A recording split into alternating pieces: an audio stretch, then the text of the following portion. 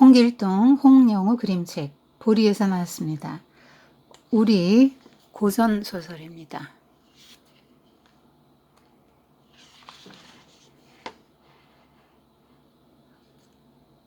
우리나라를 조선이라고 하던 옛날, 횟수로 쳐서 몇백 년이나 먼 옛날 이야기야.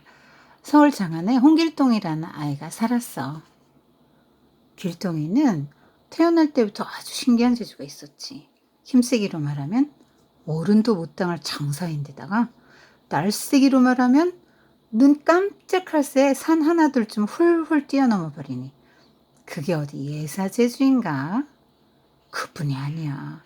둔갑수를 쓰기도 하고 분신술을 쓰기도 하고 새처럼 공중을 훨훨 나는 재주까지 있었지. 길동이 아버지는 이조 판서라는 높은 벼슬을 지닌 사람이었어. 그 권세가 나는 새도 떨어뜨릴 만했지.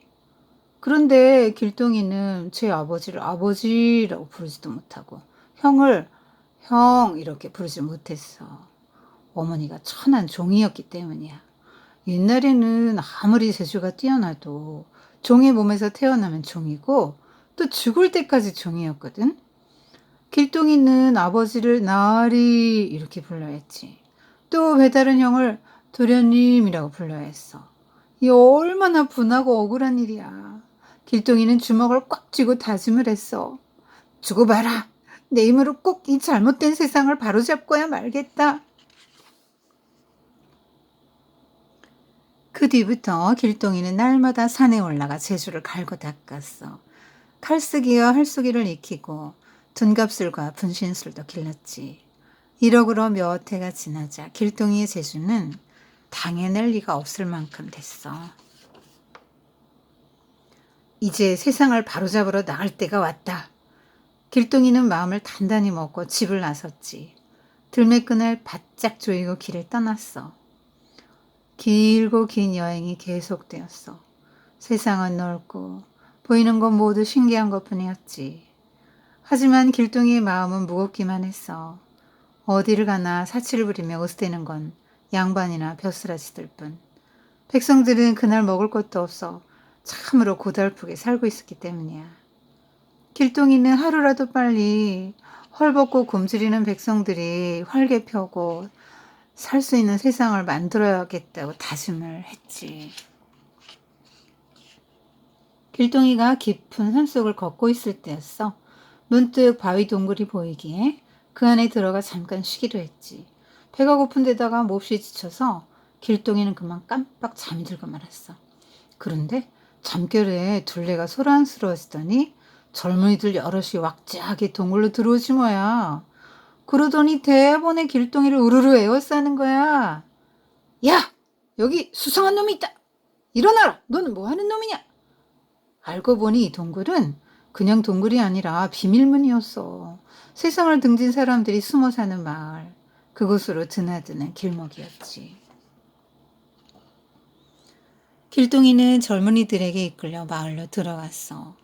한 노인이 커다란 바위를 가리키며 이 바위를 들어올리는 사람을 우리 두목으로 삼자 하니 힘께나 쓰는 남자들이 앞다투어 덤벼드는 거야. 하지만 바위는 꿈쩍도 하지 않았어. 이때 어린 길동이 나섰지. 나도 한번 시켜주십시오. 사람들은 모두 헤헤 웃음을 터뜨렸어. 길동이는 두 손으로 바위를 잡고 용차 하고 용을 썼어. 그러자 여태 꿈쩍도 않던 바위가 번쩍 들려 올라가네. 와! 사람들은 놀라 벌어진 입을 다물지 못했지. 그러고는 곧 길동이 앞에 모여들어 머리를 조아렸어. 당신이야말로 하늘이 보내준 우리 두목이요. 이렇게 해서 길동이는 무리의 두목이 됐어. 길동이는 소리 높여 외쳤지. 우리 모두 힘을 합쳐 나쁜 짓을 일삼는 벼슬아치를 혼내주고 헐벗고 굶주리는 백성들을 위해 싸우자. 사람들은 기뻐하며 함께 싸우기로 다짐을 했어. 길동이는 무리에게 볏짚으로 허수아비 7개를 만들어 오라고 했어. 길동이는 허수아비 앞에 서서 중얼중얼 한바탕 주문을 외웠지. 그러자 신기하게도 허수아비 7개가 모두 홍길동 모습으로 바뀌지 뭐야. 누가 진짜 홍길동인지 알 수가 없네. 8이 된 길동이는 조선 팔도로 흩어졌어. 한 길동이는 해인사라는 절을 덮쳤어. 이 절의 중들은 겉으로는 가난한 백성들을 위하는 척하면서 뒤로는 벼슬아치들과 한패가 되어 백성들의 재물을 빼앗는 나쁜 사람들이었지. 양반 차림을 한 길동이가 머슴으로 꾸민 무리 여럿을 거느리고 절문 앞에 이르니 종들은 마음 놓고 문을 열어주었어. 길동이와 무리는 쉽게 안으로 들어가서 눈 깜짝할 새에 중들을 밧줄로 꽁꽁 묶었지. 그러고는 곳간에 들어있는 많은 재물을 남김없이 털어서 느긋하게 그곳을 떠나왔어. 다른 길동이는 나라 안에서 가장 썩어 빠졌다는 함경도 가명에 숨어들었어. 밤이 이슥해지기를 기다려 가명 대문에 불을 질렀지. 갑작스런 불길이 밤하늘로 치솟자 벼슬아치들은 어쩔 줄을 모르고 갈팡질팡했어. 그 틈을 타 길동이와 무리는 감령 안에 들어가 곡간문을 부수고 재물을 드러냈지. 돈과 곡식, 병장기와 보물을 모두 거두어서 북쪽문으로 감쪽같이 빠져나갔어. 또 다른 길동이들도 나라 곳곳에서 나쁜 양반과 벼슬아치들 하나하나 혼내줬어. 그리고 빼앗은 곡식과 재물은 가난한 백성들에게 골고루 나눠줬지. 길동이는 가난한 사람들을 살리는 무리라는 뜻으로 자신이 거느린 무리를 활빈당이라고 했어. 이제 온 나라의 나쁜 양반과 벼슬아치들은 홍길동이 언제 덮칠지 몰라 벌벌 떨었어. 가난한 백성들이 홍길동을 하늘이 보내준 영웅이라며 떠받들었어. 시끌벅적이 아담법석 온 나라가 떠들썩해지고 조정도 팔칼 뒤집혔어. 활빈당에게 곳간을 털렸다는 소식이 날마다 들려왔거든. 그것도 한날 한시에 조선 팔도에서 한꺼번에 당했다니 홍길동이라는 자는 사람이 아니라 귀신임에 틀림없다. 대신들은 이렇게 수군대며 두려움에 떨었지. 임금은 대신들을 모아놓고 어떻게 하면 홍길동을 잡아들일까 의논했어. 별의별 이야기가 다 나왔지. 한 번은 길동이를 잡아오는 사람에게 큰 상금을 내린다는 방을 내걸었어. 하지만 어림도 없었지. 또 한 번은 사람을 잡는 일에 으뜸이라는 장수를 시켜 길동이를 잡아들이려고 했어. 하지만 어림도 없었지.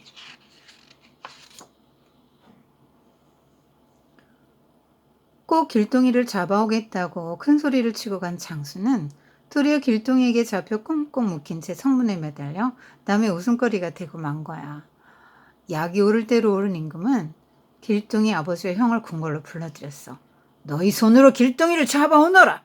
만약 잡지 못하면 길동이 대신 너희를 오게 가두어 버리겠다. 길동이 아버지는 코가 땅에 닿도록 머리를 조아렸지. 예, 꼭 분부대로 하겠사옵니다. 길동이 아버지는 온 나라에 방을 내다 붙여 길동이더러 빨리 집으로 돌아오라고 하소연했어. 며칠이 지나자 어디서 나타났는지 길동이가 불쑥 아버지 앞에 모습을 드러냈어.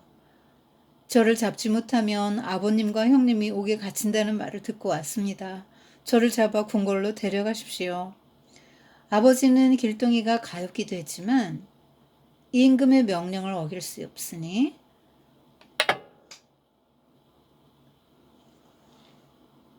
나졸들을 불러 길동이를 묶으라 했지. 길동이는 임금이 있는 궁궐로 끌려갔어. 그런데 이게 무슨 변이야? 임금은 너무 놀라 그 자리에 나자빠져 버렸어. 나라 곳곳에서 붙잡힌 홍길동이 8이나 됐거든. 그 모습이 너무도 똑같아 누가 진짜인지 가려낼 수가 있어야지. 임금은 큰 소리로 호령을 했어. 어느 놈이 진짜 홍길동인지 썩 앞으로 나서거라. 그러자 8 홍길동이 너도 나 앞다퉈 나서는 거야. 내가 홍길동입니다. 내가 진짜 홍길동입니다. 아닙니다. 내가 진짜 홍길동입니다. 서로 지가 진짜라고 다투니 시끌 버끌 이런 야단이 없네. 임금 그 화가 버럭 났어. 이 시끄럽다. 당장 이 8의 목을 모두 쳐라.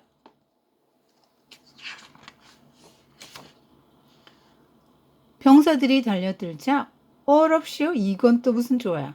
홍길동이 모두 땅바닥에 털썩털썩 자빠지지 뭐야. 가만히 보니 그게 다 지프로 만든 허수아비야. 그참 귀신이 국할 노릇이지. 이때 갑자기 공중에서 무슨 소리가 들려왔어.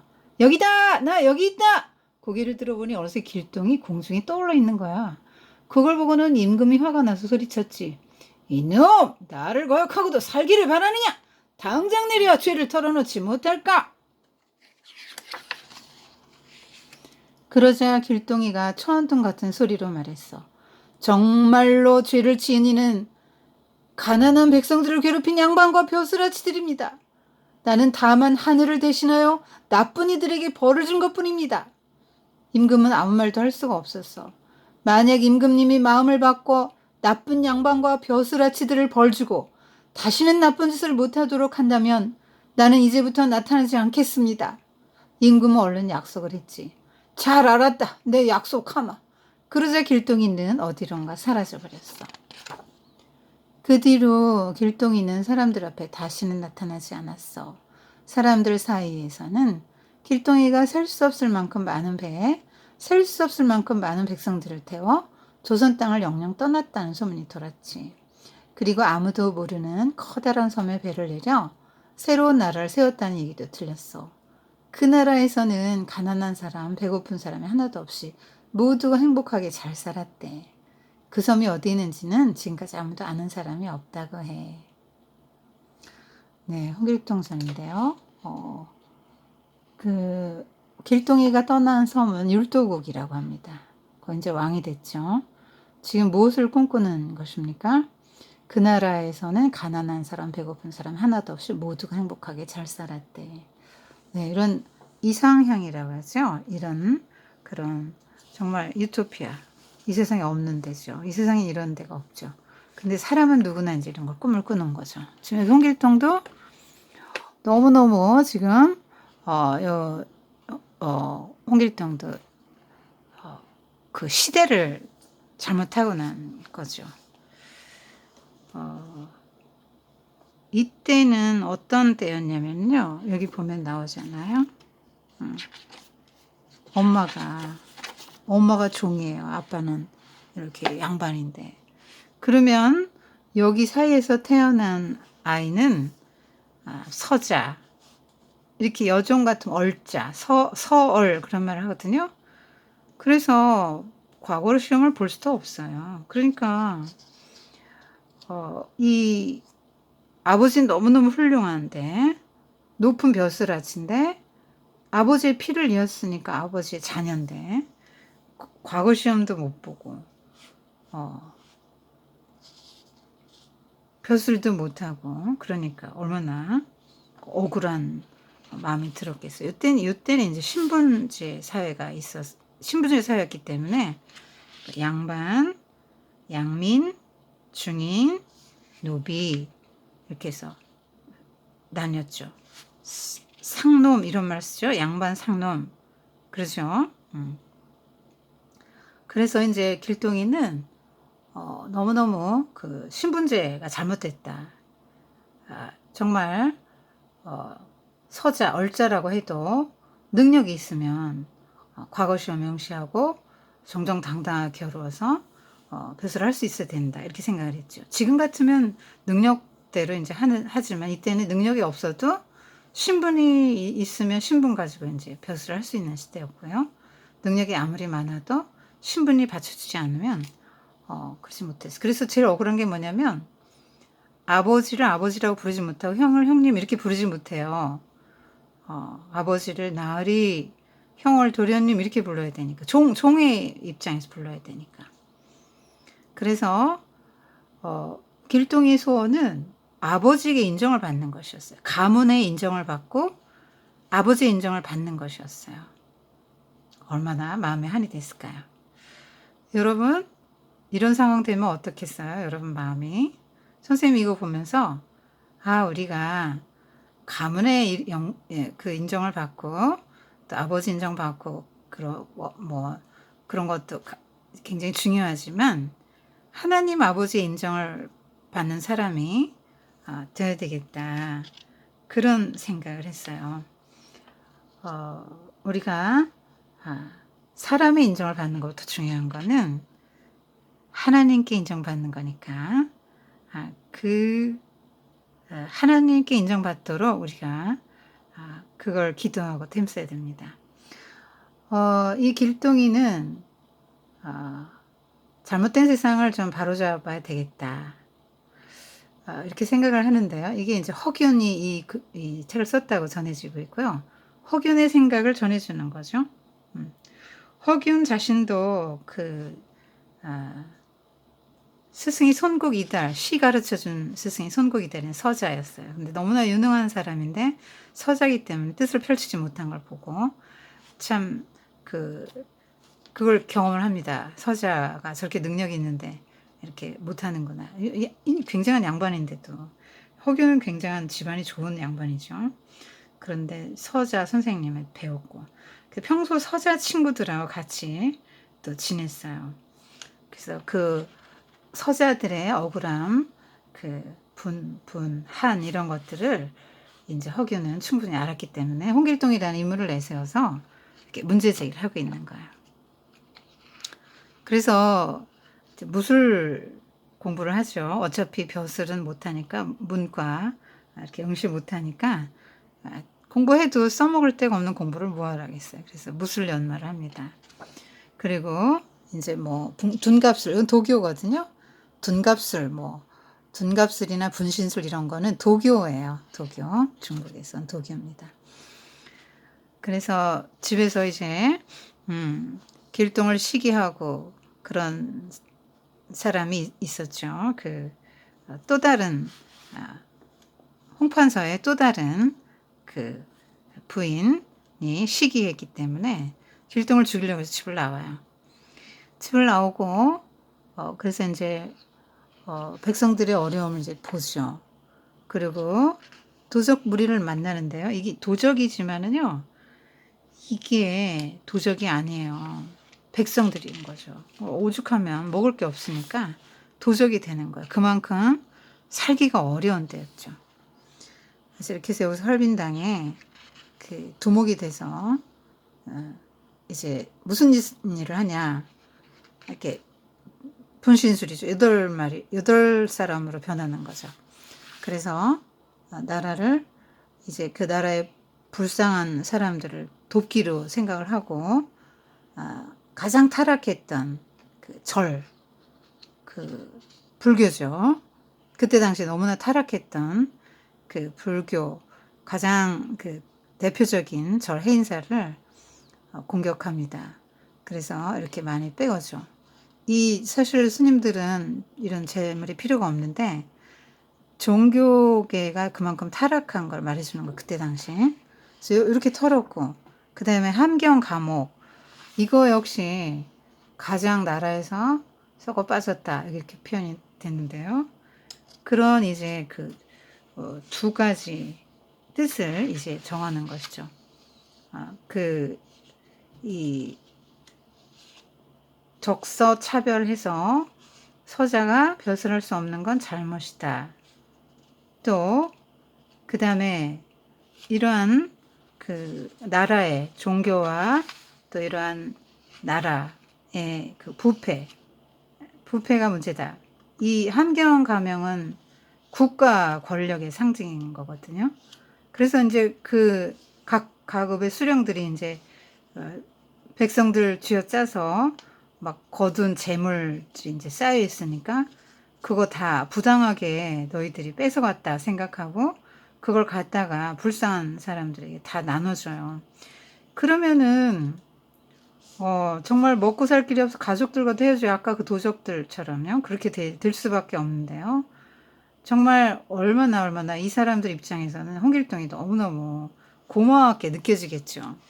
그렇지만 이거는 길동이가 이렇게 한다고 해결될 문제는 아니에요. 왜냐면 이 사람들이 이렇게 해서 자기들이 모아놓은 거 뺏기면 어떡하죠? 그 다음에 더 많은 백성들을 더 힘들게 해가지고 그렇게 하지 않겠어요. 그래서 이걸 이제 이렇게 하는 것이 문제를 근본적으로 해결하는 방법은 못 되는 것이죠.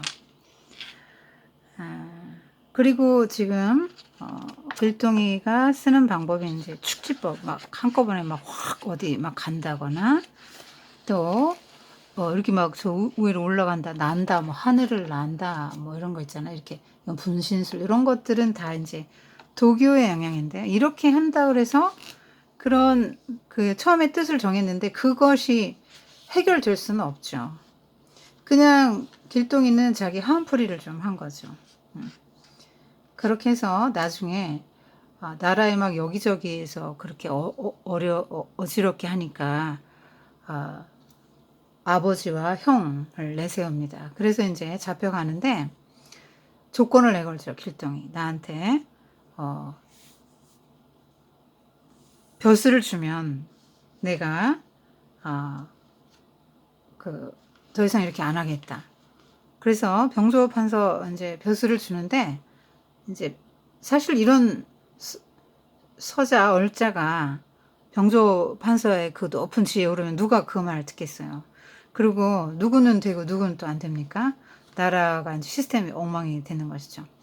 될 수 없는 건데 종길동은 자기 한풀이를 하기 위해서 그렇게 벼슬을 하고 싶었기 때문에 벼슬을 하려고 했던 그렇게 해서 온 나라를 이렇게 벌집 쑤셔놔가지고 결국 그 달래기 위해서 왕이 이제 병조판서를 주는데 그날 이제 바로 하직을 합니다. 이제 자기 원 풀었으니까 뭐 병조판서를 해도 누가 말도 듣지도 않고 될 수도 없으니까 그냥 달래기느라고 준 거죠. 병조판서를. 그래서 그 한풀이를 하는데요.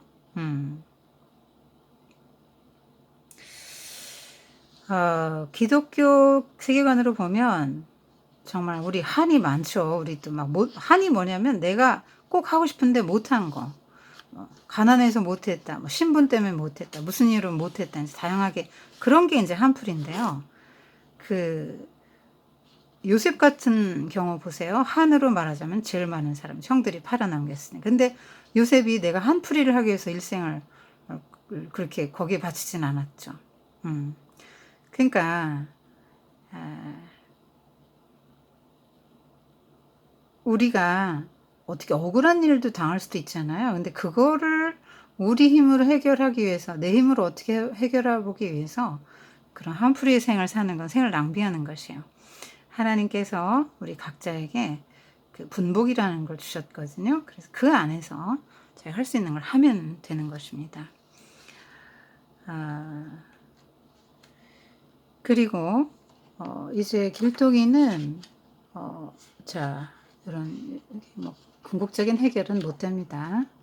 이제 조선에서는 내 뜻을 펼칠 수가 없다. 그래서 그 율두국으로 가요. 그래서 거기 또 침략하고 도적들 한 3,000명 데리고 가서 율두국 가서 거기서 또 아내도 둘을 맞아서 삽니다.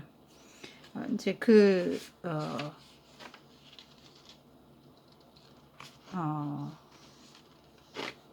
왕이 된 거죠. 그러니까 최고의 지혜에 오른 거죠. 그래서 그 길동은 사회 문제를 자기가 어떻게 개혁을 한다고 했지만 하나도 개혁을 못하고 자기 개인이 이제 뭐 병조판서 뭐 하루도 근무하지 못한 병조판서 이름만 달고 그 다음에 이제 활빈당 그것도 하다 말고 그 이제 율도국 가서 왕이 되는 이야기 그걸로 이제 이야기가 끝나는데요. 결국 이제 길동의 자아실현 이제 이런 걸로 이제 보입니다.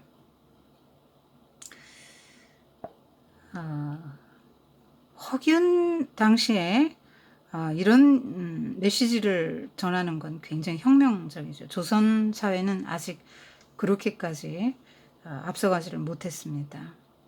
그래서 이제 문제가 있다 할 때 이 문제를 지금 이 홍길동처럼 인본주의적이고 또 인간 중심적으로 이런 것들을 해결하려고 했던 것, 힘으로 싸워서 이렇게 해결하려고 했던 것이 어떤 큰 효과를 보지 못한 거죠. 성경은 뭐라고 말합니까? 우리는 보이는 세상도 살아가며 보이지 않는 하나님 나라도 섬기는 사람들이다. 그래서 이 세상에 신분제도나 뭐 정말 부당한 것들이 많죠. 그러나 그 안에서 또 그런 중에서도 또 이제 서자 얼자들이 할 수 있는 길들을 찾으면 또 이제 열리거든요. 그런데 이제 꼭 벼슬을 그런 식으로 하고 싶으니까 내가 왜 못하는데 나도 똑같은 사람인데 이렇게 하다 보니까 이제 길동이가 더 마음이 또 많이 힘들었던 것이죠. 그래서 이 성경은 이 세상의 나라의 시스템도 잘 우리가 지켜나가야 되면서 그 안에서 우리가 눈에 보이지 않는 하나님의 나라를 이 땅에 실현하라고 지금 말씀하고 있습니다. 성경은. 그래서 인간의 노력과 의지로 이 세상을 바로잡아 보겠다. 이런 것이 인본주의라고 해요. 그래서 성경은 하나님의 나라가 이 땅에 임해야 된다. 그래서 내가 지금 태어나서 내가 뭘 못하고 한스러울 수 있지만 어쨌든 그런 모든 환경 속에서도 나를 향하신 하나님의 뜻이 있고 목적이 있다. 그래서 그 하나님의 뜻을 실현하는 것이 이제 인생의 최대의 목적인데 이제 길동은 이제 자기의 뜻을 실현하라고 이제 애를 썼다가 이제 실패한 것이죠.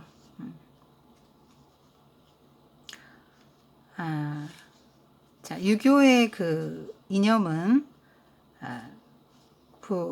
부모에게 효도하고 국가에 이제 충성하는 것입니다. 그래서 효도와 충성은 정말로 우리 눈에 보이는 부모님 또 국가에도 충성하고 효도해야 됩니다. 효도. 근데 효의 개념이 확장된 게 충이거든요. 가정에서 효의 개념, 부모에게 무조건 순종하는 이 효의 개념이 확장된 게 국가, 그러면 이제 국왕에게 신하와 백성들이 이제 복종하는 것이죠. 그게 이제 충이 된 것입니다. 근데 진정한 효와 진정한 충은 눈에 보이지 않는 나라, 하나님의 나라의 효자, 하나님 말씀 순종하는 게 하나님 뜻을 헤아려서 순종하는 것이. 그래서 그 유교에서 효도의 시작은 신체 발부는 수지부모니 불감 이상 효지시야. 그래서 몸은 엄마 아빠가 준 거니까 훼손 당하지 않게 하는 게 효도의 시작이다. 마침 뭐냐면 이현 부모입니다. 부모의 이름을 널리 알리는 거죠.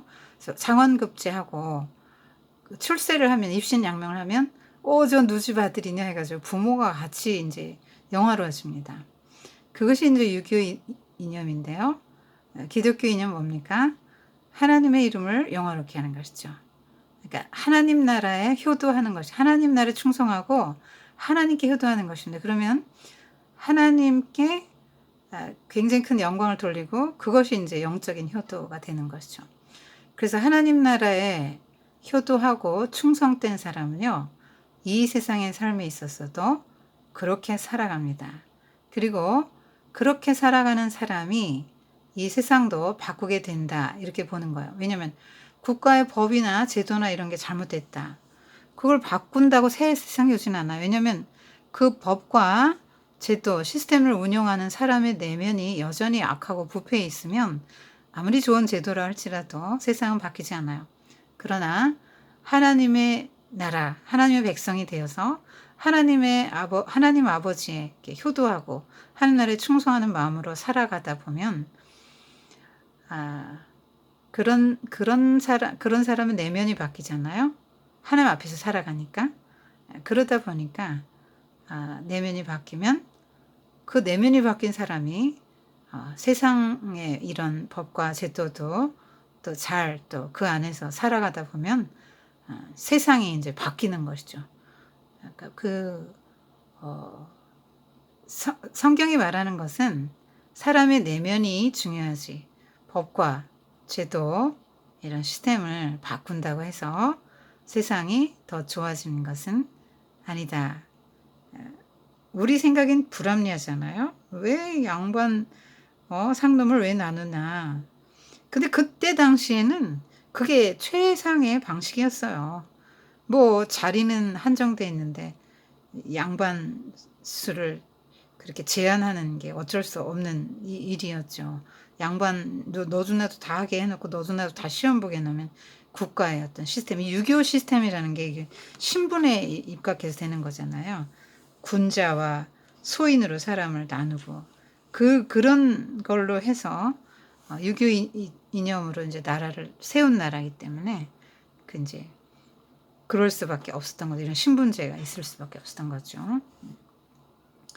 자, 굉장히 오랜 시간이 지난 이야기인데 그렇지만 이 시대에도 좀 시사하는 게 많죠. 그리고 하나님 나라 관점에서도 한번 정말 내가 시대를 잘못하고 어떤 법과 제도나 어떤 시대를 잘못했다, 어떤 가정에 내가 불운하다, 그래서 나는 정말 한이 많다.